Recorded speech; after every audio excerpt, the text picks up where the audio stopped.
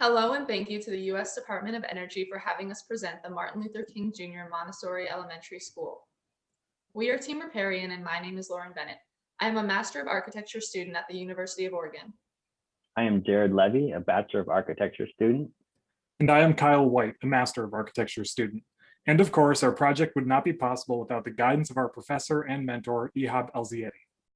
In designing a new home for Martin Luther King Jr. Elementary School, we were asked to think through the constraints of how a new net zero school with passive architecture, affordable technology, and innovative engineering might demonstrate resilience and engage users in integrated and human-centric building performance.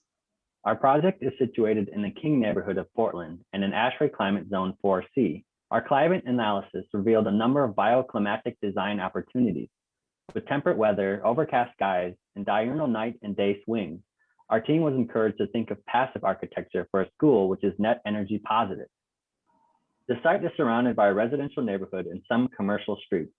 Historically a red line district, this neighborhood has provided housing for minority communities for the greater part of the 20th century. Following recent urban trends, housing costs have increased in this area and displaced low-income and minority residents. The existing school was built in 1925 and has had several additions and renovations since. After careful consideration, the design team decided to demolish this building due to maintenance failures, accessibility issues, and mechanical inefficiencies.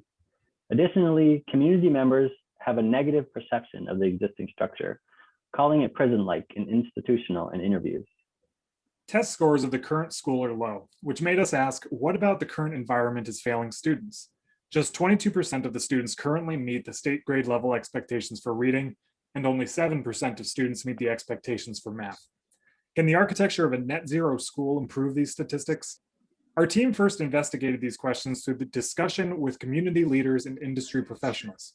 They all wanted to see physical change to the school and overall academic improvement of the students, but they also expressed a desire to see the neighborhood thrive with the school as a central hub for its diverse population. Our analysis of poor academic performance, spatial injustice, and a dilapidated existing structure led us to three key questions. We asked how a new net zero school can strengthen an underserved community, and how a net zero design can provide a third teacher and act as a facilitator for hands-on learning. Finally, we asked how our design could replace a non-functional school while also providing positive life cycle impacts. The team determined that the new architecture should not only be based in the realities of achieving a net zero building, but also use the lessons of sustainable living to support the challenges of this site and community. With overall concerns about the academic performance of the student body, the team shifted the curriculum to the Montessori method. The principles of Montessori act as a vehicle to resolve our concerns and fulfill the proposed sustainable interventions. Ultimately, 5 goals were used to guide the design process. These goals helped the team ensure that our school would act as a resource for the community and influenced architectural scale, materiality, and program. They also allowed for the creation of a nature-centric site where students can choose between a variety of learning environments. Finally, our goals were critical in reminding Team Riparian to include design elements that allow students and staff to take an active role in controlling their net positive environment. The existing school is massive in comparison to its residential context and sits directly adjacent to the sidewalks with minimal green space or separation from the road. Breaking down the mass into 3 separate structures creates ample opportunity for daylighting and connection to nature. It also relates better to the residential scale of the neighborhood. We wanted to emphasize and celebrate the net zero systems by making them visible throughout the entire project. Highlights include light wells, PV arrays, water harvesting, and a resilient envelope. In order to encourage outdoor learning, the site has 4 educational landscape zones. The first zone is edible, and students can participate in the growing of plants or beekeeping activities. The second zone will help students holistically explore and restore Oregon habitat. In the other 2 zones, students can get involved in STEAM, which is science, technology, engineering, art, and math, or participate in community building activities like storytelling. The new school is made up of 3 structures. The southernmost building consists of main common areas like the gymnasium, cafeteria, and library. This building can be operated year-round after hours to host community events. The other 2 buildings are the classroom neighborhoods. Each one has 6 classrooms, a collaboration space, and direct access to outdoor learning opportunities. As Montessori curriculums typically have students prepare their own meals, our cafeteria has a prep station that can accommodate both adults and children. All furniture is on casters for flexibility, and the cafeteria and gym are separated by a foldable partition. In addition, large overhead doors allow for these functions to spill outdoors. The library design is meant to continue the oral history tradition of the neighborhood.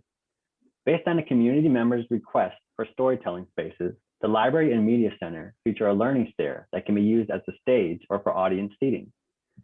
As a primarily passive two-story space, the library is bright and airy. To the west of the library is a community room, which can be opened up to the library and landscape for additional flexibility and ventilation. The second floor of the front building features a unique STEAM program. Prioritized around the hands-on experience of the Montessori method, this area contains a makerspace, computer lab, and discovery deck. The discovery deck is an expansive rooftop garden that exposes the students to the detailed mechanics of photovoltaics, wind production, and gardening. The exposure to these sustainable technologies forms a unique learning opportunity for the students and helps solidify their knowledge of green living practices. Like the STEAM program, our outdoor spaces between classroom neighborhoods create engaging learning opportunities for further education about the environment and sustainable living. These outdoor spaces are filled with regional habitats, bioswales, and interactive play areas that connect directly to the classrooms. During the design process, great care was put into ensuring that our outdoor spaces became a valuable teaching opportunity. Additionally, the playful bridges that connect the buildings create a nice view of solar arrays and tree canopies. The classroom buildings are organized into two separate neighborhoods. By splitting the student body into smaller neighborhoods, students can form strong bonds of friendship within miniature communities. Each neighborhood also features a common collaboration space for unstructured breakout groups, special education interventions, and flexible programs to support academic success of the students. As a passively conditioned space, this area does not greatly impact the cost of operation. Individual classrooms are structured around the Montessori pedagogy of teaching. Featuring a classroom kitchenette, expansive storage, and cubbies, the open floor plan maximizes flexibility and allows for students to redesign their environment as needed. Expansive sliding doors create direct access to an outdoor patio where messier or nature-based experiments may take place. A tall vaulted ceiling provides ambient daylighting for the group gatherings, and all lighting, ceiling fans, and utilities remain exposed for student inspection. The building utilizes mass timber construction methods locally sourced from manufacturers within Oregon. Using conventional wood framing, the construction is affordable and efficient. Additionally, using a common construction method could provide work opportunities for the locals during the construction period. The team prioritized thermal efficiency throughout the process by surpassing the state code minimums and expanding the continuous insulation around the building with ultra-low infiltration details. Mineral wool insulation, spray-applied air and vapor barriers, and a wood rain screen allow for managed breathability and a durable building envelope. The team created a zoned approach for the school's thermal design. Since areas like the gymnasium and cafeteria require quick responses, they were zoned as remain mechanically controlled climate areas. On the other hand, temperature and circulation paths and other spaces in which occupancy is brief, like the lobby, were selected to be passively controlled. As areas where students do not stay for extended periods of time, they can receive a greater temperature swing and be actively controlled by whoever might be using the space. Lastly, we chose a hybrid approach to temperature control in the classrooms. Students will spend most of the day in these spaces and should have the opportunity to engage with their thermal comfort controls without pulling focus from other learning goals. The active mechanical systems are designed as one central air handler unit. Distributed through a series of insulated spiral ducts, the gym, cafeteria, and kitchen are zoned through a series of VAVs. The return air is fed through a central energy recovery ventilator at the main unit, further reducing energy consumption. Occupants use intuitive indicator sensors to condition the building passively. Elements such as operable clear-story windows, ceiling fans, and large overhead doors are accessible to open the building to the environment and community. The passively designed spaces include the lobby, library, and circulation areas.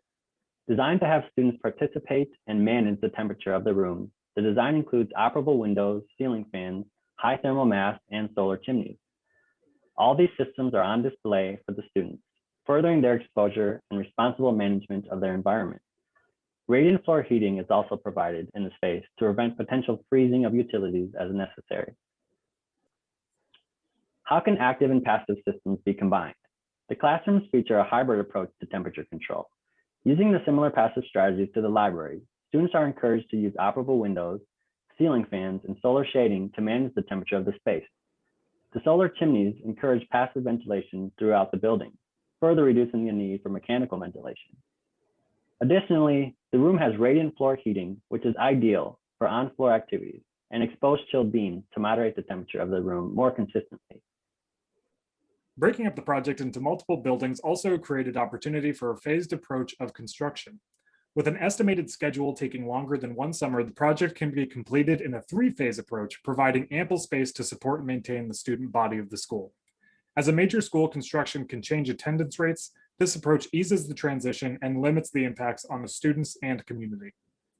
Using a mass timber structure, the building features dowel laminated and cross-laminated timber panels for its floor slab and construction. As Oregon is one of the largest lumber producing states, these materials are locally sourced, reducing their environmental impact. Throughout the project, these wood systems are left exposed throughout the facade, structure, and interior spaces, furthering connection to the local industry and the natural material. This school will be a safe place of resilience for the community. In 2020, roughly 1 million acres were devastated by wildfires, and many residents were left without adequate shelter. To prepare for future natural disasters, our school will become an emergency shelter for around 150 people. In addition to sleeping arrangements, this building also has restrooms and a kitchen that could be put to use. Thanks to PV and battery packs, these spaces can be energy independent with free solar power. As is typical with main entries, a secure vestibule greets those attempting to access the front building. Visitors who do not need to go any further may handle business, like dropping off forgotten homework, through a transaction window. Those who do need to enter can be buzzed into the administration wing. Additionally, crime prevention through environmental design principles of natural access control, natural surveillance, and territoriality will hinder those who may attempt to enter the school from a non-designated entry point. The urban heat island effect has negatively impacted the King neighborhood by making the area warmer than its surrounding parts. This can cause severe respiratory and health issues for people who live, work, or attend school in the area.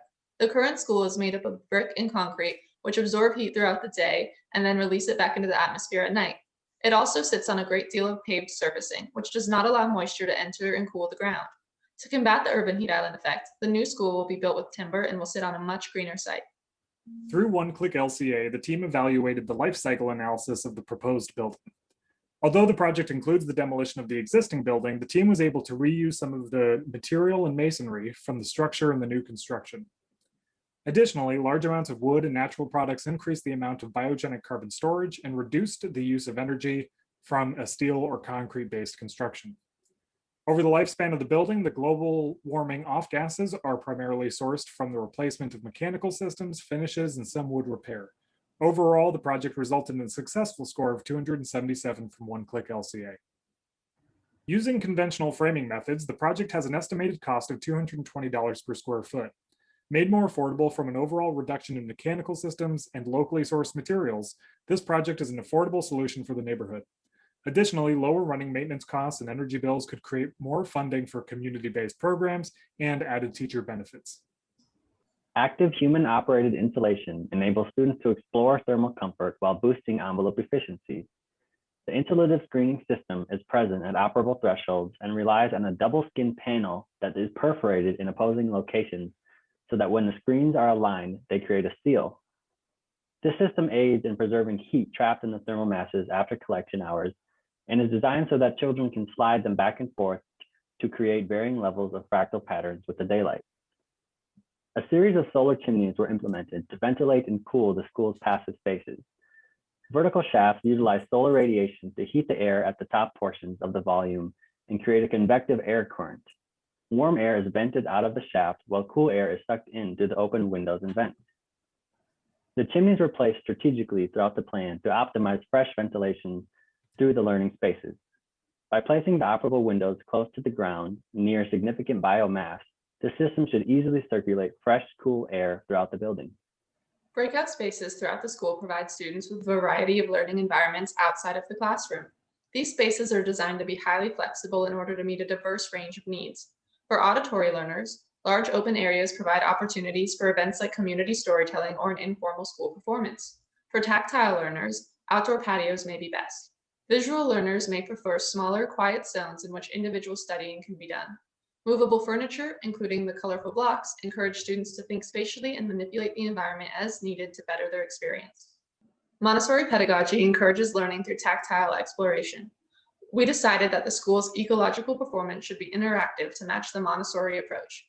By allowing students, staff, and community members to investigate these systems via interactive monitors and hands-on activities, sustainable strategies can be understood in real time. The school's southernmost building acts as a central hub for mechanical systems and monitoring of these processes. The Discovery Deck, with its movable PV panels and water collection tanks, provide real-time feedback, and an energy transfer monitor in the library encourages interaction with these systems. We prioritized safe materials and avoided items on the architectural red list. The structure consists of a modular CLT and DLT system and utilizes recycled brick aggregate from the original 1925 school in the foundation. The material selection strategy was in line with the Montessori principles and prioritized natural textures as finishes so that the building could be touched and experienced through all the senses. To prevent sound traveling from loud, active spaces like the gym to quiet, relaxing spaces like the library, the design team implemented acoustic separations. We utilized the DLT decking with integrated mineral wool acoustic insulation, the PET felt acoustical panels, and PVC-free recycled carpet tiles. There are several barriers between the gym and the library, including operable partition walls. Another barrier is the reduction in scale of the main entry, which dampens much of the unwanted gym sounds before they can reach the library. Classroom daylighting was designed with a pools of light approach that balance brightness patterns. This provides students with multiple daylighting themes and comfortable learning environments tailored to different teaching moments. We took special care to ensure that the classrooms were stacked in such a way that each classroom have side daylighting and top daylighting via skylights and light shelves. In addition, borrowed light penetrates interior corridors so that no area of the classroom neighborhood must rely solely on artificial light. The building is designed to be flexible so that the spaces can be modified as program and occupancy needs change.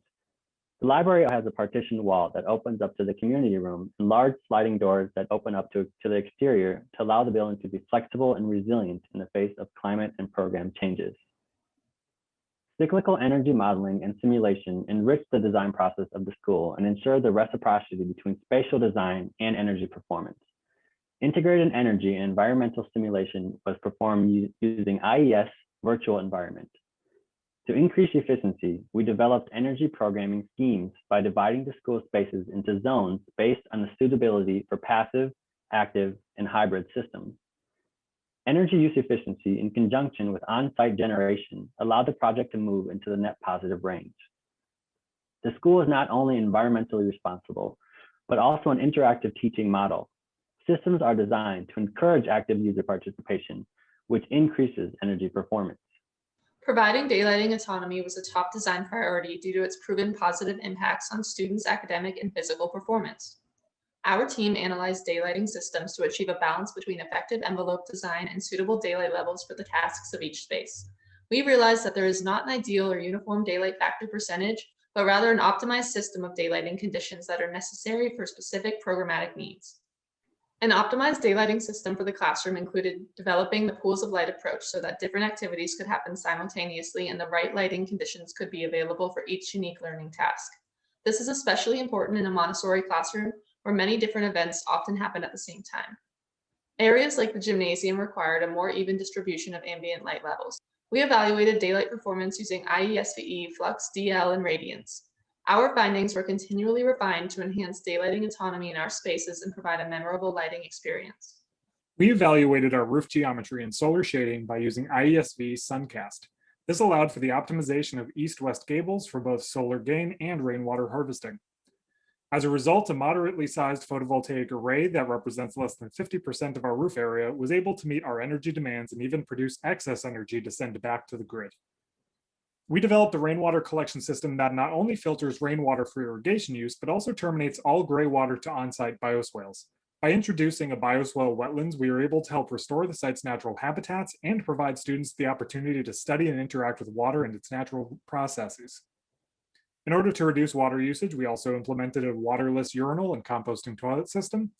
Washing and irrigation tasks can be fulfilled by the on-site gray water recycling and rainwater harvesting systems, reducing the annual city water usage by over 90%. The difference between the existing school and our proposed project is incredible. Martin Luther King Jr. Elementary in its current state does not live up to the grandeur of the name. We transformed the overscaled and crumbling eyesore that was greatly energy inefficient to a place where community can proudly gather and develop a lifelong love for learning. Thank you to the U.S. Department of Energy and Solar Decathlon jurors and organizers for considering our project presentation. Professor Ehab, we appreciate your mentorship and tremendous leadership. Additional thanks to all of our studio reviewers and to everyone who has taken the time to converse with us about this project. Thank you all very much.